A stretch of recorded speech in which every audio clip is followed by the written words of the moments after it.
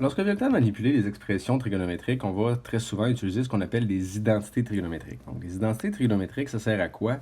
Ça sert à simplifier certaines expressions, bien souvent pour être capable de soit de les résoudre, soit de les représenter graphiquement plus facilement. Donc, c'est une façon, comment on pourrait dire, d'écrire des équations trigonométriques de façon plus simple. On va résumer ça comme ça. Ceci étant dit, il y a quand même des identités de base que vous devez connaître. Donc, au cours des exercices, vous allez voir, là, on va résoudre des identités trigonométriques. En fait, on va prouver des identités trigonométriques de plus en plus complexes. Il y en a quand même trois qu'on sert dès le départ. Donc, je vais commencer par prouver ces trois identités-là. Donc, les trois identités de départ, en fait, il y a, on pourrait dire, trois définitions et trois identités. Les trois définitions sont les choses suivantes. Donc, les rapports qu'on appelle coséquente, séquente et cotangente. Dans le fond, la coséquente, c'est l'inverse du sinus. La séquente, c'est l'inverse du cosinus. Et la cotangente, c'est l'inverse de la tangente. Donc, c'est tout simplement les rapports inverses des trois rapports qu'on connaît déjà. Donc, c'est une définition tout simplement. Ensuite, c'est là que ça devient intéressant, c'est lorsqu'on parle des identités. Donc, la première que vous avez ici, c'est sin carré plus cos carré égale à 1. Donc, ici, je vais la prouver de façon très simple. Je vais utiliser, en fait, le triangle rectangle qu'on a utilisé dans le cercle trigonométrique. Donc, je vous rappelle, dans le cercle trigonométrique, le triangle rectangle qu'on a utilisé, c'est le suivant. Donc, on avait un triangle rectangle. Et on avait dit dans le cercle trigonométrique que l'hypoténuse est égale à 1. Et si vous vous souveniez bien, la valeur du côté opposé à l'angle, ici l'angle, je vais l'appeler x pour les besoins de la cause. Donc, non, j'aime pas ça. Ah bon, pourquoi pas. Le côté opposé, si on s'en souvient, c'était la valeur du sinus. Donc, sin de θ. Et la valeur du côté adjacent, c'était cosinus de θ. Enfin, pourquoi j'ai écrit θ? C'est pas θ que j'ai écrit, c'est x, étant donné que j'ai utilisé x dans les notes de cours. Si on se souvient bien la relation de Pythagore dit la chose suivante.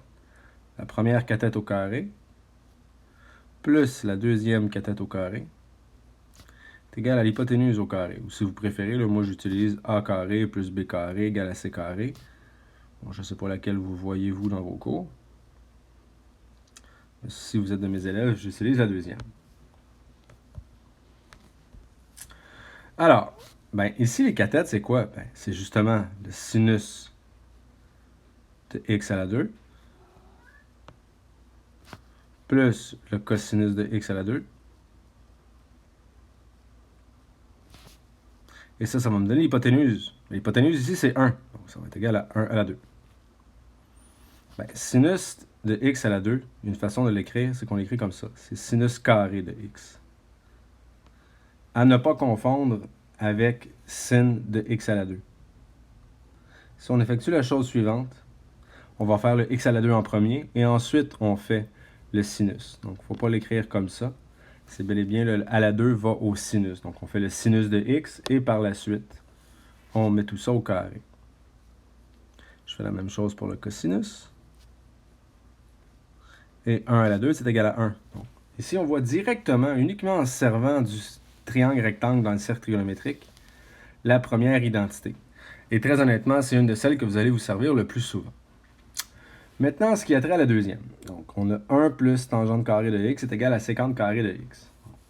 Je vais aller réécrire la partie de gauche. Parce que généralement, quand on veut prouver une identité, c'est ça qu'on fait. On part de la partie de gauche pour obtenir la partie de droite. Donc, l'objectif, c'est de manipuler la partie de gauche pour obtenir la réponse à droite. Donc, ici, j'ai 1 plus tangente carrée de x. Oups.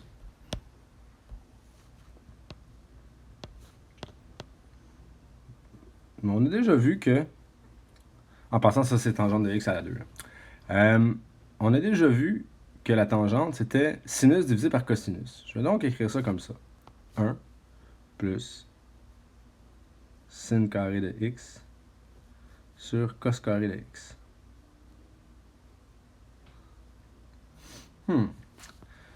Mais ici, là, pour additionner les fractions, il faudrait que je les mette sur le même dénominateur. C'est donc ça que je vais faire.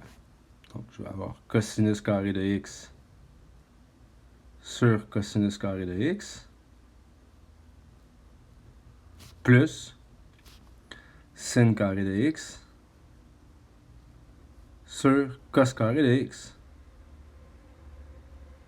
maintenant qu'ils sont sur le même dénominateur, je peux mettre ça sous la forme d'une seule fraction. Donc, ça me donne cos carré de x plus sin carré de x.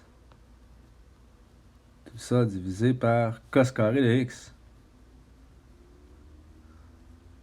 Or, je sais que cos carré plus sin carré, on vient de le voir dans l'identité précédente, ça donne 1. Tout ça est donc égal à 1 sur cos carré de x. On a également défini dès le départ que 1 sur cos carré, excusez-moi, j'ai sauté une étape. 1 sur cos carré de x, c'est quoi dans le fond? Ben, c'est 1 sur cos de x à la 2. J'utilise les lois des exposants. Pardon.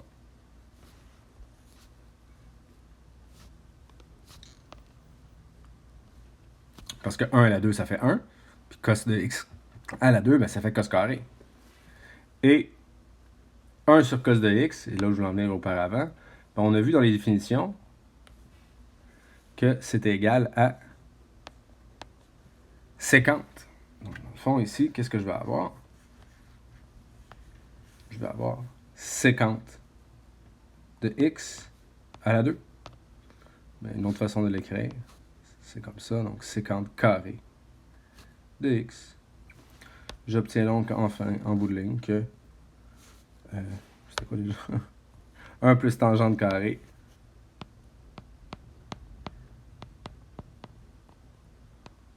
est égal à sécante carré de x. Et on a prouvé notre identité. Donc, ce qu'il fallait démontrer.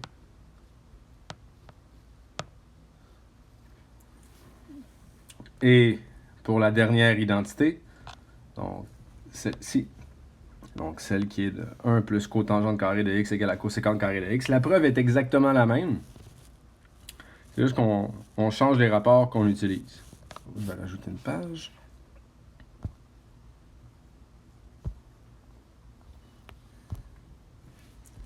Alors, j'ai 1. Oups. On va prendre en noir. Si j'ai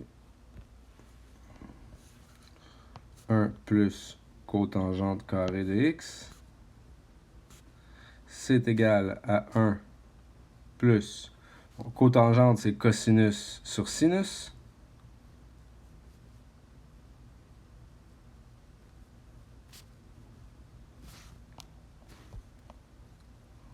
c'est donc égal à 1 plus cos carré sur sin carré.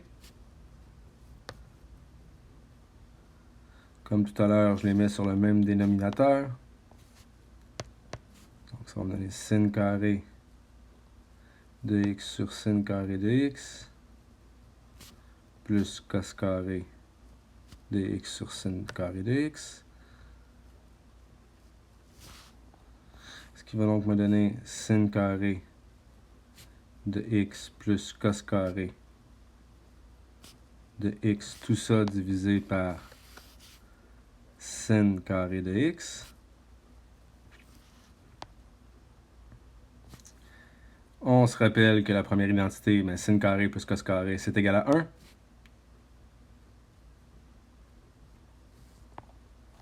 Ça, c'est donc égal à 1 sur sin carré, sur sin de x, pardon. Tout ça à la 2. Et 1 sur sin de x, ben on a vu dans les définitions au début que c'était égal à cosécante. Alors,